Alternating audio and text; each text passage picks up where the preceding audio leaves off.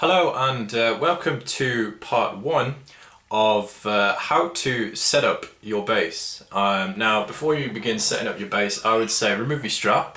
That's your first thing. Get rid of your strap. You don't want that getting in the way of your setup, and it's just inconvenient.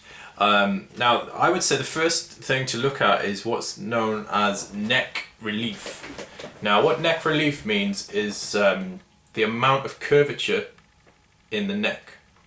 There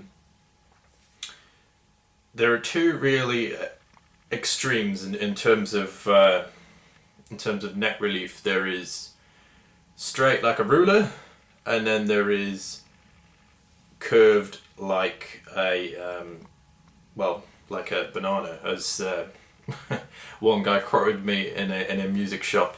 He said, your bass, your neck's bent like a banana. I'm like, well, I like it that way. And he was exaggerating, but this is partly down to personal preference and partly down to playing style. It depends on the curvature of the neck. I personally have a slight bow in the neck, which is the traditional sort of way. Some people like it being extremely straight, or as straight as they can get it. This all depends on your sort of personal preference. The general rule that most people do when they go to a music shop and they ask, can you set up my bass for me? And they go away and they do it. I've always found that when they've gone away and done it, especially when I've bought a new bass, it's never exactly the way I want it, because I like a slight bow in the neck. And now the reason for that is the tension between, if we fret the first fret and the 12th fret of the E string, and we look round about the 6th fret of the E string, there should be enough room, when we're holding both those notes down, there should be enough room for a credit card to, or something of the size of a credit card, to sit in comfortably without falling out. Again, this is quite tricky because you do need sort of three hands, and this is why most people lie their basses down. So in theory, the credit card should stay where it is, which is about right. Now that's your general rule of thumb, really, in terms of this. It's a bit fiddly, and it does take a lot of practice. Please, if you're just starting out and you haven't got a clue how to set up a bass, please get a professional to look at the neck relief and explain the neck relief in a more practical sense straight in front of you. This is purely a demonstration of how to set up your bass. Because if you turn your Allen key too far one way, too far the other way, you either put a massive bow in the neck and it warps, or the other way, you tighten it too much and it'll snap. So what you need is an Allen key.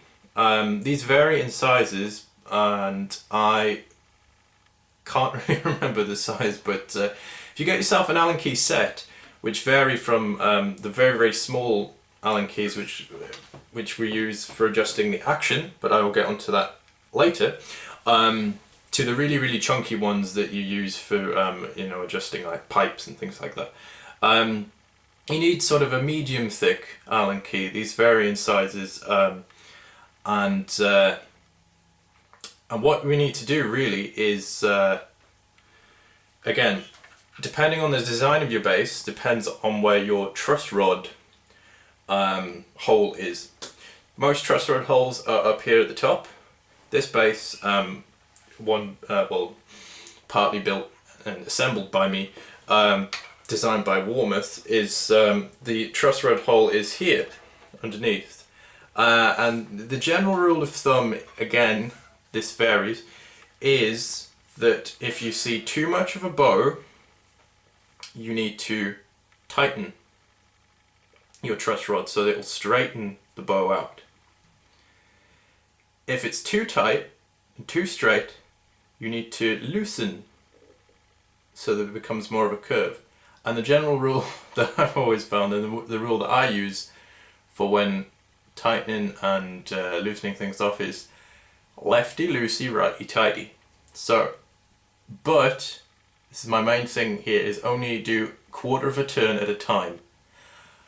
The reason being is that there is so much tension from the bridge, the strings, and the headstock all combined, that a quarter of a turn either way, depending on which way you feel, or the person that's helping you out feels, the neck needs to go.